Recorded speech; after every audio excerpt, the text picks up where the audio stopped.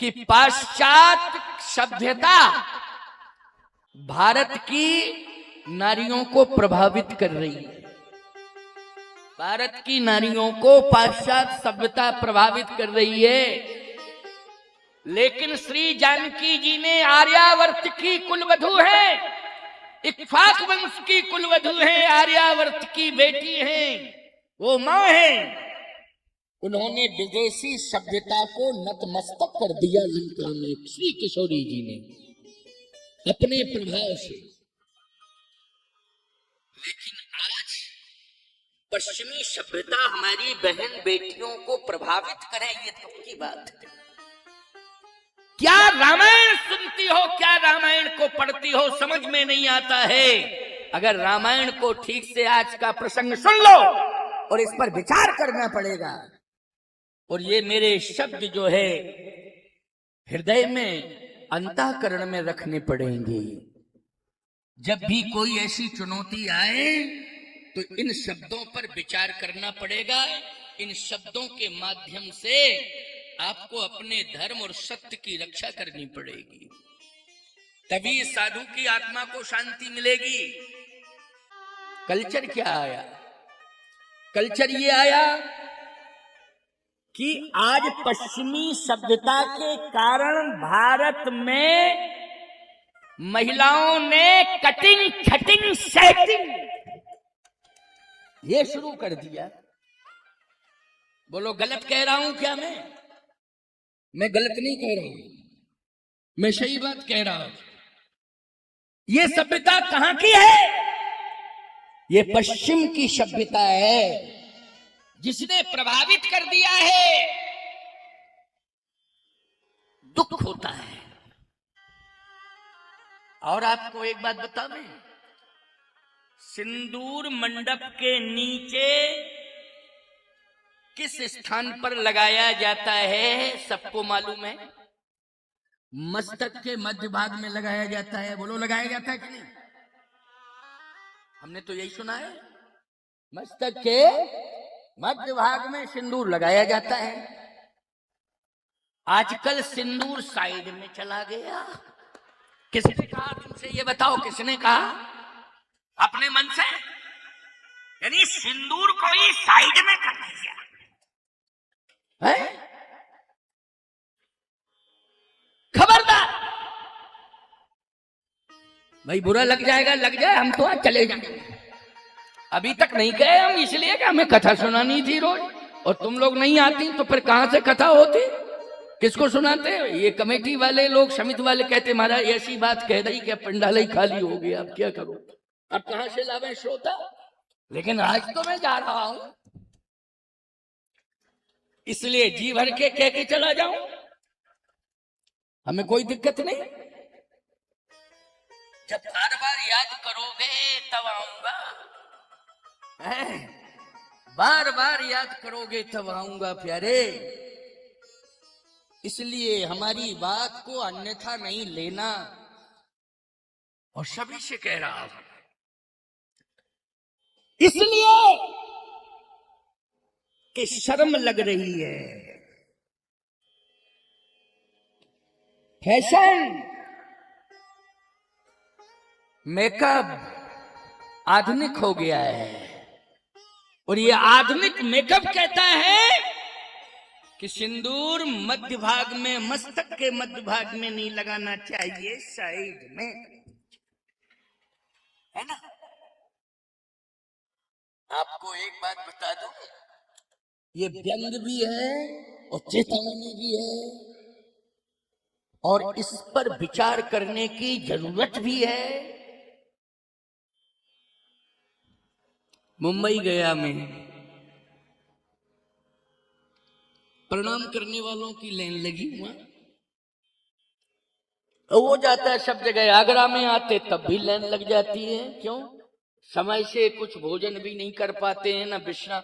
24 घंटे में केवल 5 घंटे पूरा आराम मिलता है, बस 24 घंटे में बताइए, यानी 19 घंटे रीढ़ की हड्डी से ऐसे करे रहो बिल्कुल, है?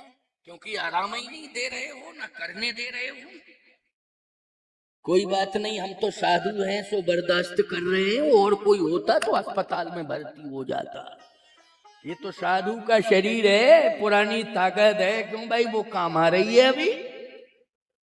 और खान पान तो मेरा बहुत रूखा सूखा है, बोलो है कि नहीं। अच्छा एक बात बताओ, हमारे भोजन पर हमने क्या पर्चा पकड़ाया 2 लाख का, कि जिसमें 2 लाख रुपया हमारे भोजन में खर्च किया हो, आवास में खर्च किया हो।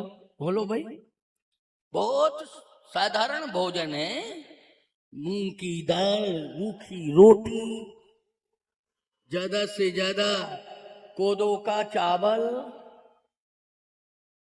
और मलाई आती है, आधा चम्मच चाटते चेला कहते गुरुजी बस करो, तो तुरंत ही पीछे से खाना शुरू कर देते हैं। और देखो कैसे मोटे मोटे पड़ गए हमारे चेले, यूं रहते है नहीं, समझ रहे हो मेरी बात।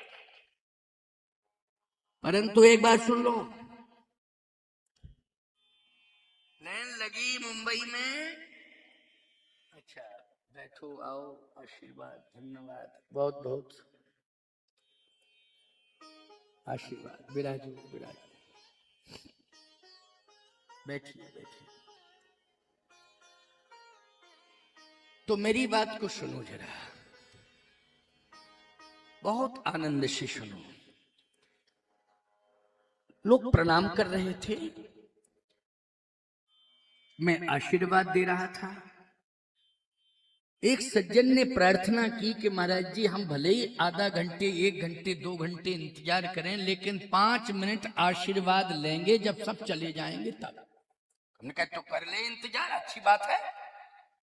बैठ गया, दोनों थे पति पत्नी, समस्या थी कुछ, उसके लिए आए होंगे। जब आए, प्रणाम किया, तो मैंने कहा खुश रहो। पत्नी ने भी प्रणाम किया, मैंने कहा खुश रहो। तो पत्नी कहती है महाराज जी वो आशीर्वाद नहीं दिया आपने, अखंड सौभाग्यवती भव, जो आप कह रहे थे 2-4 लोगों को कह दिया होगा, मैंने सुन लिया। हमने कहा अच्छा अच्छा अच्छा अच्छा, तूने सुन लिया। बोले हाँ महाराज जी मैं सुन रही थी, आपने ये नहीं कहा। मैंने कहा देखो, हम कैसे कह दें ऐसे, जब कुछ हमें दिखाई दे ऐसा कि सुहाग का स्वरूप, क्यों भाई, तब तो हम कहें। बोले जैसे हमने कहा मांग नहीं दिखाई दे रही भरी हुई, मस्तक जो है तेरा सूना सा। बोले नहीं नहीं सूना नहीं है। अब उसने यूं बाल उठाए अपने, हमने कहा इतना प्रयास करके दिखा रही थी, क्यों भाई ऐसे उसने साइड से उठाए। बोले देखो महाराज जी, तो मैंने कहा ये मांग बिल्कुल नहीं है, क्योंकि मांग सिंदूर जो होता है उसका एक ही रंग होता है भैया, क्यों भाई, लाल रंग होता है, सिंदूरी उसी को कहते हैं। मैंने कहा ये तो रंग अलग है, क्या गुलाल लगा के आ गई है तू साइड में। अच्छा नीला गुलाल था, तो मैंने कहा ये मांग नहीं है, ये तो नीला गुलाल है। बोले महाराज जी नहीं नहीं आप समझे नहीं इस बात को, ड्रेस मेरी कौन सी है, तो नीली साड़ी पहने थी, तो बोली ड्रेसिंग मैचिंग, मैचिंग ड्रेसिंग। अब बताओ इस हिसाब का श्रृंगार हो रहा है, मैचिंग ड्रेसिंग। बोलो क्या कहें हम, कौन सा आशीर्वाद दें। नहीं नहीं नहीं, सिंदूर की बड़ी महिमा है, मंगल सूत्र की बड़ी महिमा है, ये मांगलिक आभूषण है, ये सिंदूर मंगल सूचक है। कोई भी व्यक्ति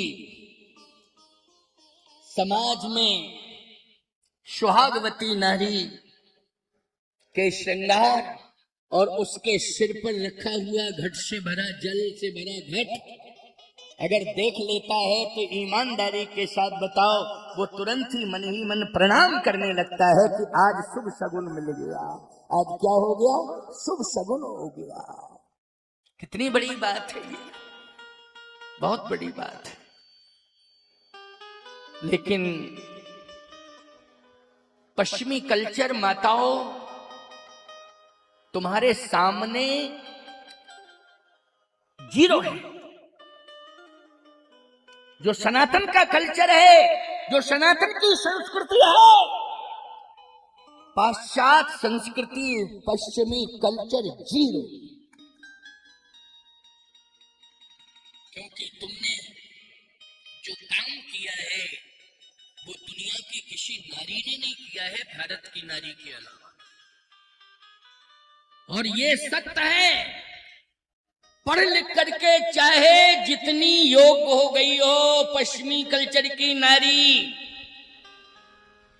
चलो मैं मानता हूं कि वे बहुत ज्यादा योग्य है तो चंद्रलोक तक पहुंच गई है, लेकिन पातिव्रत धर्म के बल पर भारत की नारी यमलोक तक पहुंच गई है और पति के प्राण खींच करके धरती पर लाई है। उसका नाम है सावित्री।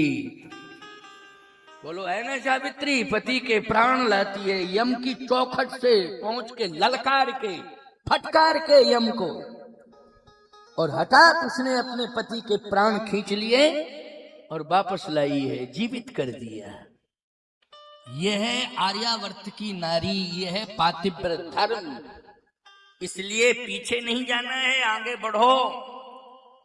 और आगे बढ़ने के लिए रास्ता कौन है, उसी को चुनो। महाजनो येन गतः शपन्था। महापुरुषों ने, शास्त्रों ने, संतों ने, बुजुर्गों ने, इन्होंने जो रास्ते बनाए हैं मर्यादा के, उन्हीं पर चलना है और अपने लक्ष्य को प्राप्त करना है। लेकिन कुछ भी हो, सुहागवती नारी के सिर पर तो जटा नहीं होनी चाहिए।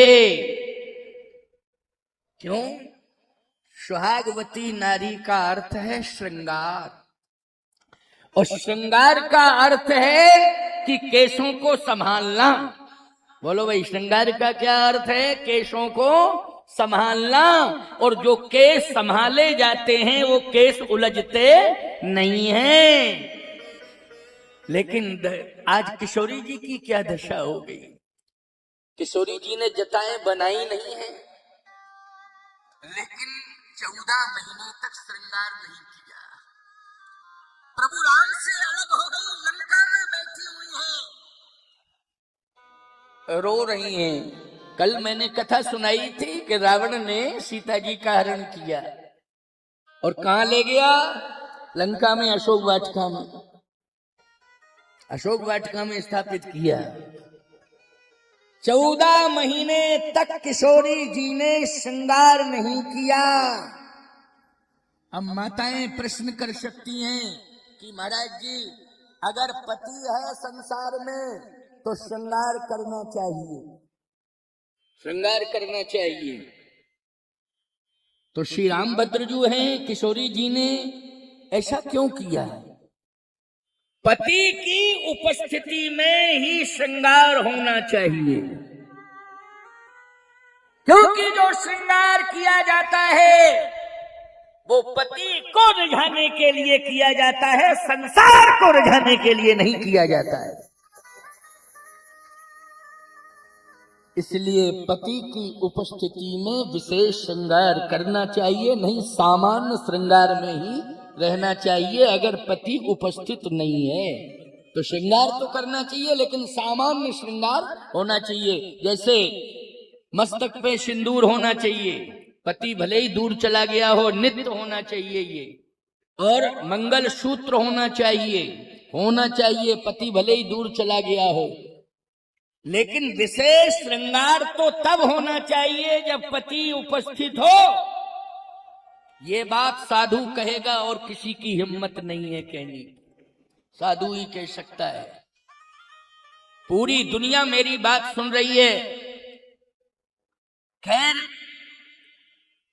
देश के अलावा जो लोग सुन रहे होंगे,